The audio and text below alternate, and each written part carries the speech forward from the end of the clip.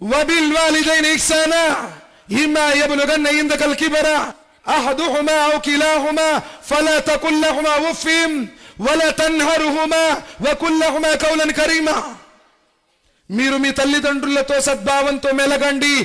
ఆయన తన తర్వాత సర్వోన్నతుడైనటువంటి అల్లాహ్ సుబ్హానహు వ తఆలా తన తర్వాత మానవ జాతికి ఆజ్ఞాపించిన విషయం శాంతి సమాజానికి మానవుడు తన తల్లిదండ్రులకు సేవ చేయాలి.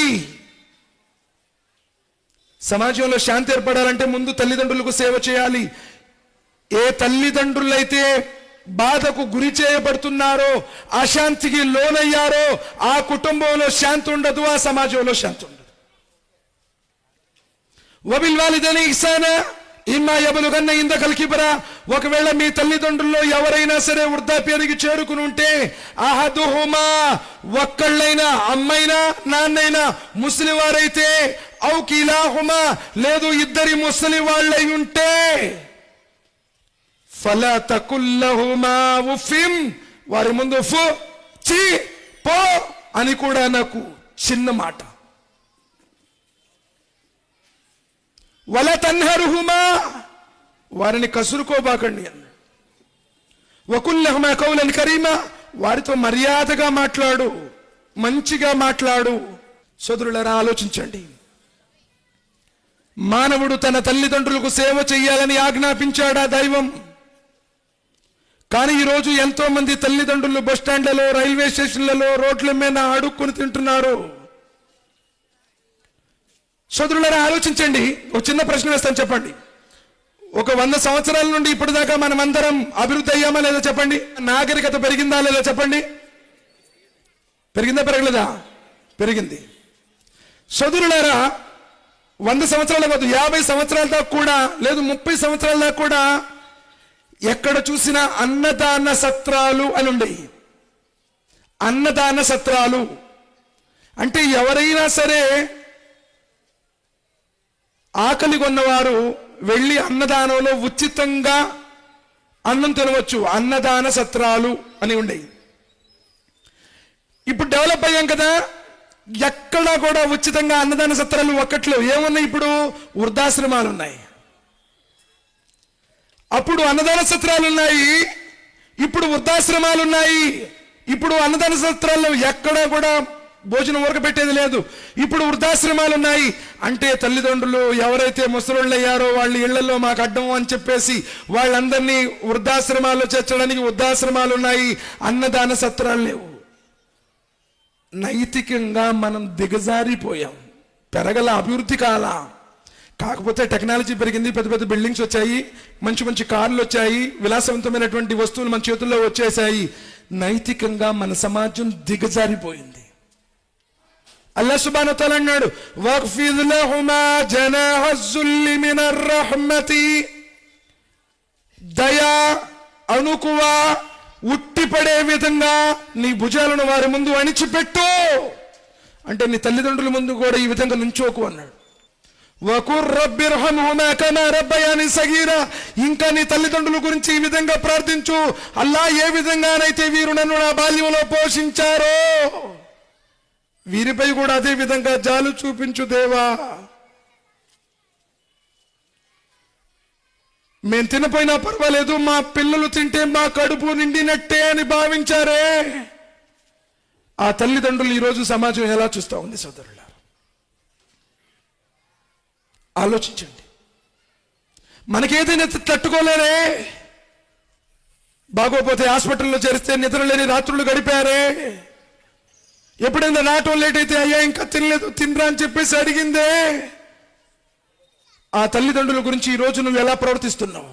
ఒక వ్యక్తి ప్రవక్త ముహమ్మద్ సల్లల్లాహు అలైహి వసల్లం వారి దగ్గరకు వచ్చారు. ఓ ప్రవక్త, మీరు నాకు అనుమతి ఇవ్వండి, దైవ మార్గంలో నేను వీరోచితంగా పోరాడుతాను, షహీద్ అవుతాను అన్నాడు. ఇస్లాంలో షహీదుకున్నటువంటి దర్జా ఎంతో ఉన్నతమైనది. ఎలాంటి లెక్కపత్రం లేకుండా డైరెక్ట్ గా స్వర్గంలో వెళ్తారు. ఇంతకంటే శ్రేష్టత ఏముంది చెప్పండి?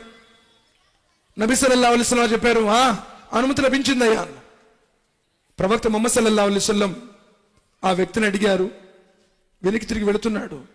అయ్యా, మరి నీకు తల్లిదండ్రులు ఉన్నారా? ఉన్నారు ప్రవక్త. మరి వారిలో ఎవరైనా ముసలి వారు ఉన్నారా? ఉన్నారు ప్రవక్త. నీ తల్లిదండ్రులకు నువ్వు సేవ చేసుకో, అదే నీకు మేలైనది. అల్లాహు అక్బర్. నువ్వు దైవ మార్గంలో షహీద్ అయ్యే కంటే నీ తల్లిదండ్రులకు సేవ చేయది నీకు మేలు. ఈరోజు ఎంతో లగ్జరీ లైఫ్ అనుభవిస్తున్నాం మనం. జన్మనిచ్చిన తల్లిదండ్రుల్ని అన్నం తిన్నావా అనేటువంటి అడిగేటువంటి సమయం కూడా లేదు మనకి. ఇంకెక్కడి నాగరికత అండి? రబ్బుకుం మాలం బిమా ఫీ నుఫూసికుం. మీ ఆంతర్యాలలో ఏముందో ఆయనకు తెలుసు. 10 మంది పిల్లలు నా తల్లిదండ్రులకి ఎక్కువ కాలేదండి. 10 మంది పిల్లలు నా పిల్లలందరూ హాయిగా ఉండాలి, సుఖంగా ఉండాలి, వీళ్ళు నిండు 100 ఏళ్ళు బ్రతకాలి, నా కొడుకులు ఒకడు కలెక్టర్ కావాలి, ఒక డాక్టర్ కావాలి అని చెప్పేసి వారు కోరుకున్నారు. కానీ ఆ 10 మందికి కూడా 2 తల్లిదండ్రులు ఎక్కువైతున్నారు. నువ్వు నీ తల్లిదండ్రులతో ఎలా ప్రవర్తిస్తున్నావు ఆయన చూస్తున్నాడు. జన్మనిచ్చిన తల్లిని ఈరోజు కొట్టి తిట్టేవాళ్ళు, గెంటేసేవాళ్ళు ఉన్నారు సోదరులారా.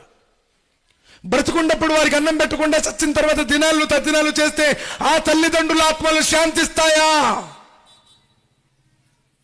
సోదరులారా, జ్ఞాన నేత్రాలను తెరవండి. దైవ ధర్మం ఇస్లాం మతం కాదు. ఇదేదో మసీదులో ఉండి నమాజ్ చదువుకుంటే జీవితం పూర్తి అవ్వదు. కేవలంగా ఆరాధనలో నమాజ్ ఒక ప్రధానమైనటువంటి ఆజ్ఞ. జీవితంలో దైవానికి భయపడి జీవించాలి. ఆయన కోరుకున్నటువంటి జీవన విధానం. ఇన్ తకూను స్వాలిహీన ఫఇన్నహు కాన లిలవాబీన గఫూరా. ఇక ఇప్పుడైనా సరే మీరు మంచిగా మసులుకుంటే, ఇన్నాళ్ళు తెలియక తల్లిదండ్రులు ఏడ్పించావు, తల్లిదండ్రులు కొట్టావు, తల్లిదండ్రులు అనరాని మాటలు అన్నావు, కానీ నువ్వు మంచిగా మసులుకుంటే ఇన్ తకూను స్వాలిహీన ఫఇన్నహు కాన లిలవాబీన గఫూరా. ఆయన నిన్ను క్షమిస్తాడు నువ్వు నీ తల్లిదండ్రులకు సేవ చేస్తే అన్నాడు. సోదరులారా, నిజంగా ఆలోచించండి. మన కోసం సర్వాన్ని త్యాగం చేసినటువంటి వారు మన తల్లిదండ్రులు. ఆ తల్లిదండ్రులు ఇప్పుడు చూసేవాడు కూడా ఏమని ఆలోచిస్తున్నాడంటే, ఇంకా మా అమ్మ బ్రతికితే 3 సంవత్సరాలే కదా, లేదు మా నాన్న ఇంకా 4 సంవత్సరాలే కదా, ఈ 4 సంవత్సరాలైనా బాగా చూద్దాం అనుకుంటున్నాడు. మన ప్రేమలో డిక్రీస్. మన తల్లిదండ్రులు మావాడు 3 సంవత్సరాలు బతకాలి అని చెప్పి పోషించలా, నిండు 100 ఏళ్ళు బ్రతకాలి నా కొడుకు రాజు కావాలి, నా కొడుకు ఉన్నత స్థానాలను ఎగబాకాలి, నా కొడుకు ఇంకా ఎదగాలి. వారి ప్రేమలో పురోభివృద్ధి. మనం చూసేవాడు కూడా ఈ బతికిన ఈ 4 రోజులైనా మంచిగా చూద్దాంలే, మన ప్రేమలో తిరోగతి. కానీ తల్లిదండ్రుల గురించి అలాంటి విషయాలను విడిచిపెట్టి తల్లిదండ్రులకు సేవ చేస్తాను. ఎందుకంటే నబీ సల్లల్లాహు అలైహి వసల్లం చెప్పారు, ఏ తల్లిదండ్రులైతే తమ బిడ్డల్ని ఇష్టపడతారో ఆ బిడ్డల్ని అల్లాహ్ కూడా ఇష్టపడతాడు. నమాజులు చేసిన, ఉపవాసాలున్న, యాత్రలు చేసిన తల్లిదండ్రులను దూషిస్తే, తల్లిదండ్రులకు సేవ చేయకపోతే ఆయన సుతరాము ఇష్టపడ్డాడు. శాంతి సమాజానికి పునాదులు అల్లాహ్, ఆరాధన తర్వాత ఇంట్లో వృద్ధులైనటువంటి తల్లిదండ్రులకు సేవలు చేయాలి. ఎందుకంటే తల్లి అరికాల కింద స్వర్గం ఉంది అన్నారు ప్రవక్త ముహమ్మద్ సల్లల్లాహు అలైహి వసల్లం. తండ్రి స్వర్గానికి మధ్య ద్వారమై ఉన్నాడు అన్నారు. మరి నీ జన్మనిచ్చిన కన్న తల్లిదండ్రులకే నువ్వు సేవ చేయకపోతే అల్లాహ్ను ఏం ఆరాధిస్తావా? కాబట్టి తల్లిదండ్రులకు సేవ చేయడం శాంతి సమాజంలో ప్రధానమైనటువంటి పునాది.